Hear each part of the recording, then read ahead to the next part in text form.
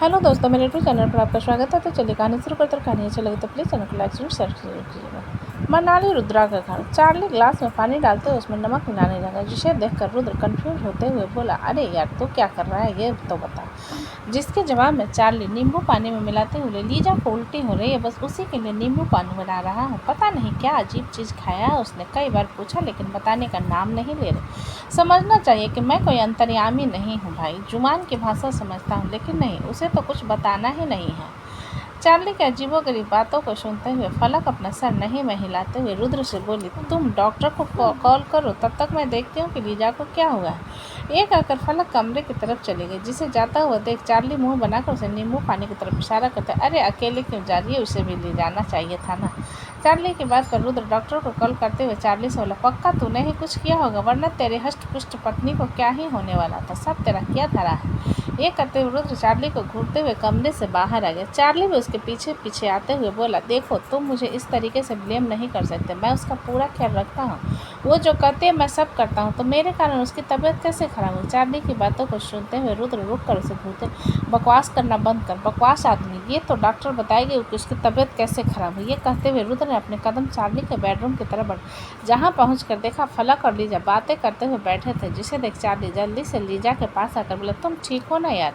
देखो रुद्र मुझे धमका रहा है, अगर तुम्हें कुछ हो गया तो मैं क्या करूँगा। अभी अभी हमारी शादी हुई है, मैं तुम्हें नहीं खोना चाहती। चार्ली की बात सुन फलक उसे घूरते हुए, तुम्हारी बीवी कोई मारने वाली नहीं है जो तुम ऐसी बकवास कर रहे हैं। इतना तो मुझे भी समझ आ रहा है फलक, लेकिन लीजा को हुआ क्या है। रुद्र ने फिक्रमंद आवाज़ में पूछा, जिसके जवाब में फलक रुद्र चार्ली की तरफ इशारा करते हुए, सब इसका किया धरा है। लीजा प्रेग्नेंट है। जिसे सुनकर चार्ली लीजा के हाथ पकड़ते हुए, मैं कुछ नहीं किया लीजा, मैं सच कर रहा हूँ, मैंने कुछ नहीं किया। चार्ली की बात सुन लीजा अपनी आंखें चढ़ाते हुए, ओह तुमने कुछ नहीं किया, तो ये बच्चा किसका है। जिसके जवाब में चार्ली अपना सिर नहीं में, मुझे नहीं पता किसका बच्चा है। ये कहते हुए चार्ली रुक गया और लीजा को अजीब नज़रों से देखते हुए, बच्चा मतलब मेरा बच्चा नहीं, सिर्फ तुम्हारा नहीं, हमारा बच्चा। लीजा ने चार्ली की बात ठीक से करते हुए कहा, जिसके सुनकर चार्ली उसे बड़ी बड़ी आंखों से देखने लगा। फिर फलक की तरफ देखते हुए इसने कहा कि प्रेग्नेंट है, मैं मतलब मैं बाप बनने वाला हूँ। चार्ली के रिएक्शन पर फलक मुस्कुराते हुए, हाँ तुम फादर बनने वाले हो। ये सुनकर चार्ली खुशी से रुद्र को गले लगा गया और चिल्लाते हुए, सुना तुमने, तुम्हारी वाइफ ने क्या कहा, मैं फादर बनने वाला हूँ, मुझे कोई पापा कहने वाला आने वाला है। ये कहते हुए चार्ली के चेहरे पर दुनिया जहान की खुशी एक साथ नजर आ रही थी, जिसे देखते हुए रुद्र फलक को देखने लगा। जब डॉक्टर वहाँ गए और लीजा को चेक करने लगे, लीजा चार्ली के देख रही थी, जो बड़े सीरियस ढंग से डॉक्टर को देख रहा था, जिसे देखते हुए लीजा के होठों पर हल्की मुस्कान आ गई, क्योंकि उसने चार्ली को इतना सीरियस पहले कभी शायद ही देखा था। जब डॉक्टर के पूरे चेकअप के बाद चार्ली बोला, सब ठीक तो है ना डॉक्टर। जिसके जवाब में डॉक्टर अपना सर हिलाते हुए, डोंट वरी, आपको वाइफ बिल्कुल ठीक है, कल क्लिनिक ले आकर उनकी पूरी चेकअप करवा लीजिएगा, ताकि पता चले कि बेबी कैसा है। डॉक्टर की बात सुन चार्ली अपना सर हिलाते हुए, ओके डॉक्टर, मैं कल ही अपनी वाइफ को लेकर क्लिनिक आ जाऊँगा। चार्ली की बात सुनकर डॉक्टर अपना सिर हिला वहाँ से चले गए और फलक चार्ली की तरफ देखते हुए बोली, मैं डिनर लगाने के लिए नीचे कह रही हूँ, तुम लीजा के साथ नीचे आ जाओ। फलक की बात सुन चार्ली ने अपना सर हिला दिया और रुद्र फलक कमरे से बाहर चले। उनके जाने के बाद चार्ली लीजा के पास आकर, तुम ठीक हो ना। जिससे सुनकर लीजा अपना सर चार्ली के सीने पर रख, मैं बिल्कुल ठीक हूँ, तुम फिक्र मत करो। लीजा की बात सुन चार्ली उसके गाल पर हाथ रखते हुए बोला, क्या तुम्हें लगता है कि ये सब जल्दी हो गया, मतलब हमारी शादी के कुछ ही वक्त हुआ है और सेक्स करेंगे तो प्रेग्नेंट तो हो जाऊंगी ना।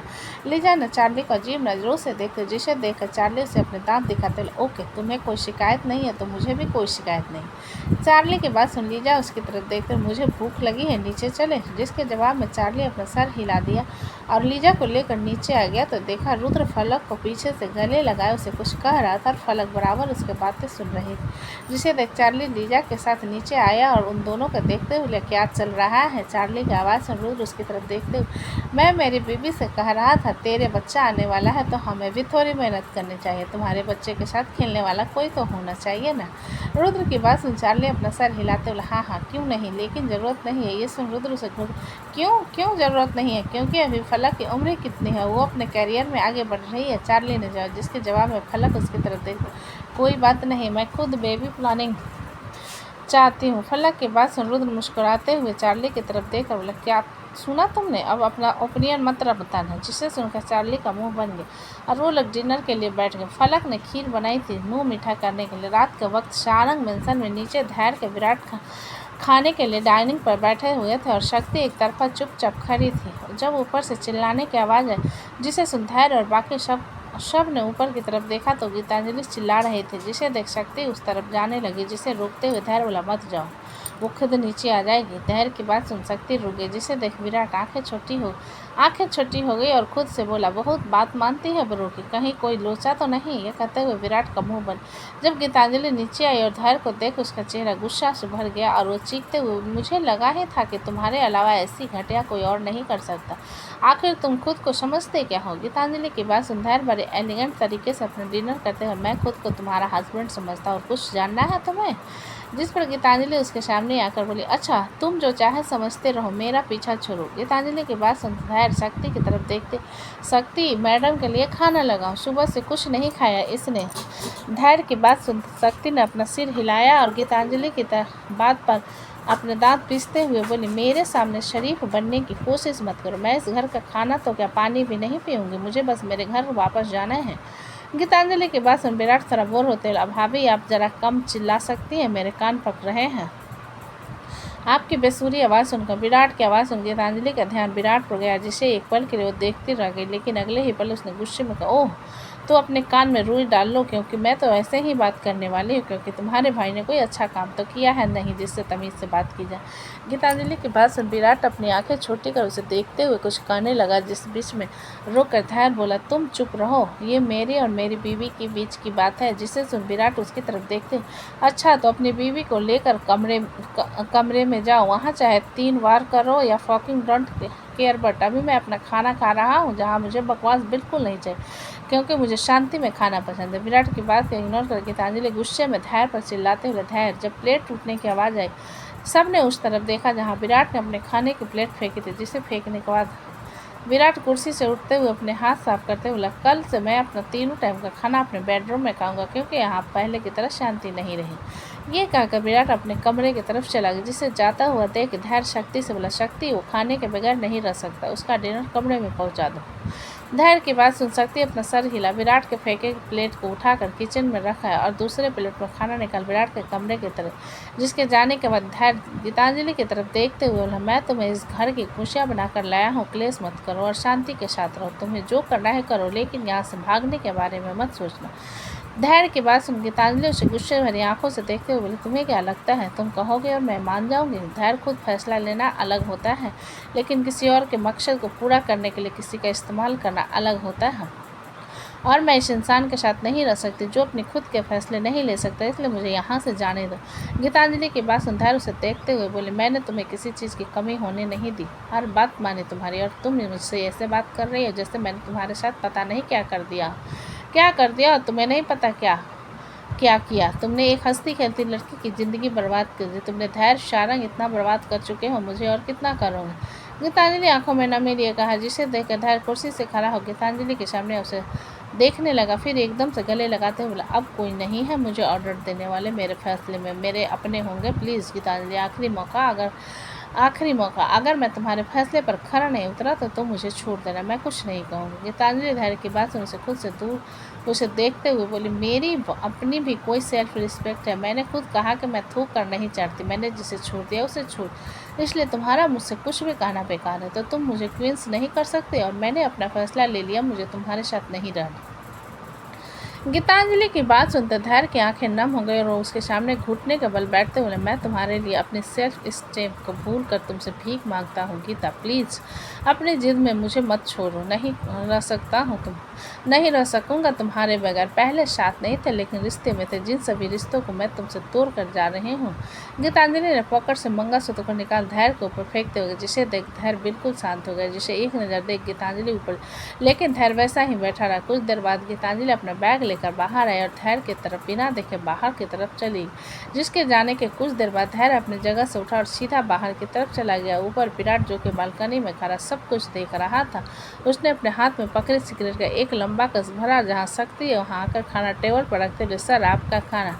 शक्ति की आवाज़ सुन विराट ने सिर घुमाकर उसकी तरफ देखा। जब उसके कानों में गाड़ी स्टार्ट होने की आवाज़ सुनी, जिसे सुन विराट की आंखें डार्क हो गई और वह शक्ति की तरफ भागा। जिसे देख शक्ति घबराई, लेकिन विराट उसके बगल से होकर गुजर गया। विराट के जाने के बाद शक्ति भी उसके पीछे और गलियारे में खड़ी और नीचे देखा तो पाया विराट बाहर जा रहा था। जिसे देख शक्ति को अजीब सी बेचैनी होने लगी। पंचोली मैंसन मृत्युंजय से परम जी सवाल कर रहे थे, जिनके सवाल में जवाब में मृत्युंजय महक के हाथ को पकड़ उसे परम जी के सामने खड़ी कर बोले, इसे पाने के लिए ज़बरदस्ती शादी की?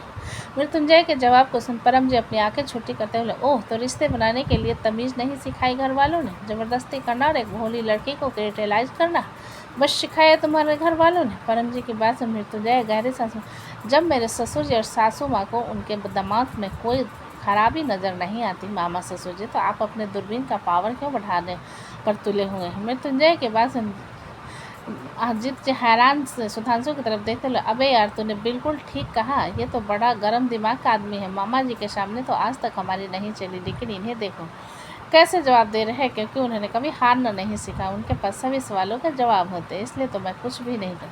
सुधांशु ने जवाब जब दीप मृत्युंजय के पास आकर बोला, मृत्युंजय वो मेरे फादर है, सो व्हाट? मृत्युंजय ने आंखें जिस पर दीप थोड़ा सीरियस होकर बोला, तुम उनसे ऐसे बात नहीं कर सकते, उनसे तमीज़ से बात करो। दीप की बात से मृत्युंजय अपना सर हिलाता, हाँ क्यों नहीं, लेकिन तुम्हें नहीं लगता जो इज्जत दे उसे इज्जत दो? बाकी तुम्हें किसी के सामने खुद को बेचारा नहीं बनना चाहिए। एंड तुम्हारे फादर पिछले 8 मिनट से मुझे संस्कार का लेक्चर दे रहे, तब तुम नहीं आया और अब मैंने उन्हें जवाब दे दिया तो तुम्हें मिर्ची लग रही है। बात को बढ़ता हुआ देख महक परम जी से बोली, मामा जी वो गई बातें जिन्हें कुदेरना अच्छा नहीं लगता, इसलिए प्लीज़ एक टॉपिक को यहीं ख़त्म करते हैं।